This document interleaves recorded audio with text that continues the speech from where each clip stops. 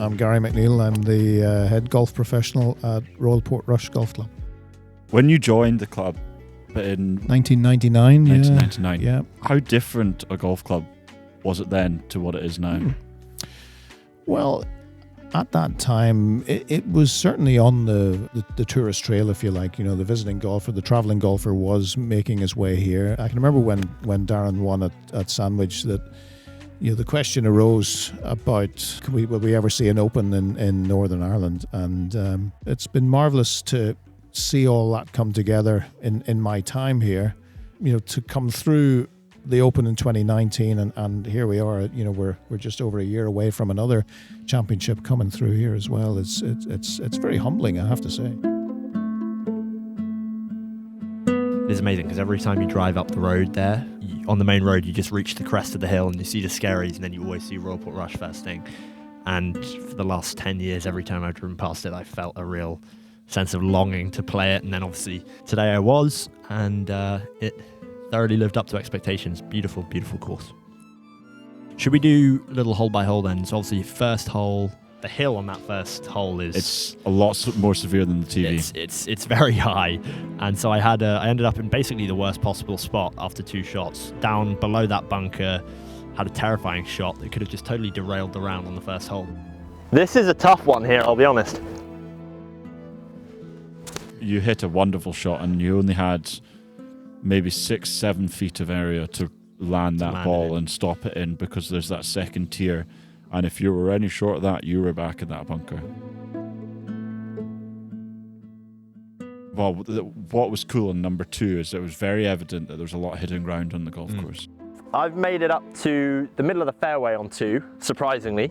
I thought I'm going to go for the green, but then I was looking at the green complex, and the green complex on 2 looks absolutely incredible from the fairway.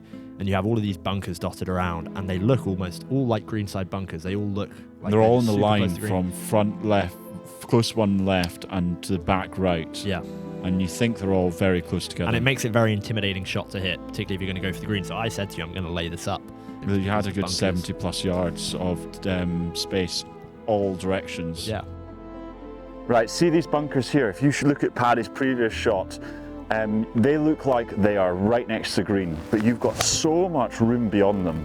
That's good design. That's making you think that you can't go for the green when there's plenty of room for you to go for the green.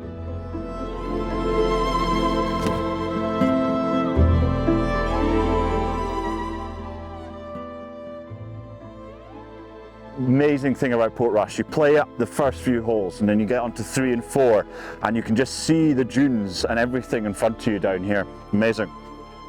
The climb up to the third tee takes you to a point on the course where you can see right over the Dunluce Links. You can virtually see every hole from up there. From here, on the third, you can see the whole property and you're kind of just working out which holes are which. And it's a great welcome to the whole course.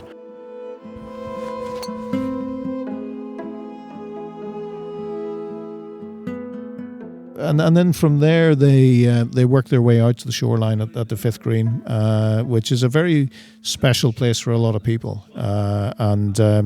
You know, you don't get too many of those sort of, you know, those green sites that are set up above the beach like that, and with that coastline is just spectacular along. It's one of my favourite holes in the world.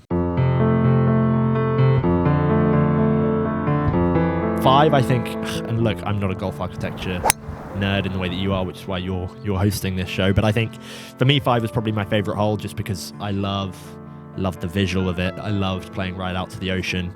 I'm talking to Gary there after you finished recording. He was saying, you know, it's actually very rare that you have a hole that you're playing directly towards the ocean. You know, most links courses you're either playing along it or along it the other way, and actually playing directly at the ocean was very cool.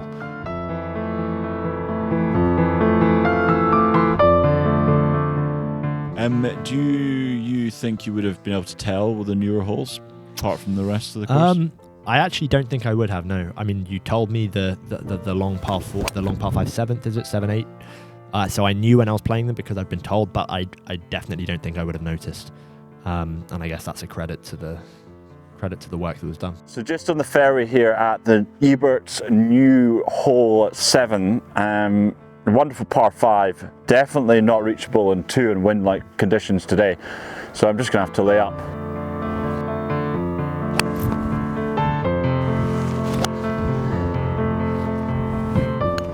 The club must have a lot of joy with the work Martin's already done for them. Yeah. Is there a lot of pride in still that relationship working well?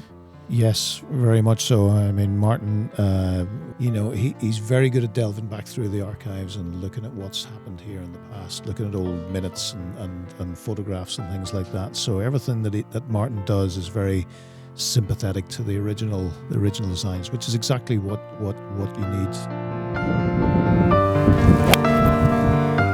In my opinion, it's between 1 and 8 that would be the weaker holes. But it's saying, what's the definition of weaker holes in Royal Portrush, right? There's a ton of amazing golf out there. It's not a bad hole, it's just next to some brilliant holes. Yeah, exactly. On 9, I hit the fairway with a nice 3-wood, then had 210 yards in, maybe hit a 4-iron. Thought I'd hit it sweet. I thought I'd flown. Got you. Yeah, I thought I'd maybe landed about pin high and probably rolled off the back, and the false front just nailed me, and I ended up with a really tough pitch, because then, with the pitch for my third, I could have easily sent it back to my feet as well. So then I put it 20 feet past and missed a birdie putt, and from thinking I had a great look for eagle, it was, scrambling for par.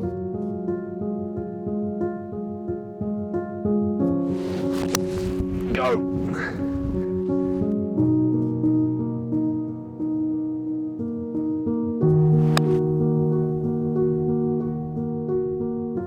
So this is the second of back-to-back par 5s, the 11th and 12th here at Royal Portrush. And I have to admit, I kind of like the idea, because there's a lot of tricky areas that are hard to find birdies on this golf course. And then having these 2 under 500 yard par 5s, especially for the punter, gives you an opportunity to try and find something to claw back a couple of shots.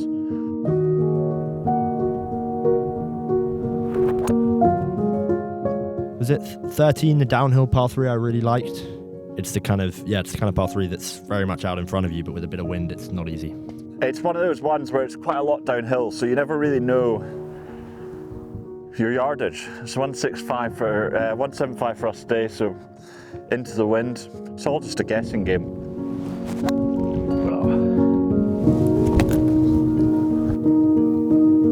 It's not bad.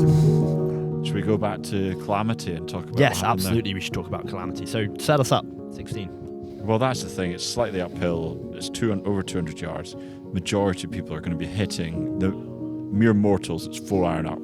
It's an absolute beast. 200 and something yards over something you can't see, which is a gorge that is 100 foot, maybe more. That looks good. It is Calamity for a reason, because it's just a brute of a hole. One of the cool things about that we didn't talk about in 17 is the fact that if you do land short, you can be misled by that green, that 13th green, into thinking that is the green. I nearly cracked out a 3-wood because I thought we were going to that green. Then I looked over the dip and I was like, oh, the green's actually 50 yards closer than I thought it was. What's your favourite hole? Favorite hole is the 5th. The 5th, yeah, fair enough. I think, yeah. I think a lot of people's favourites. Yeah. It's always a very special place just to stand and look out.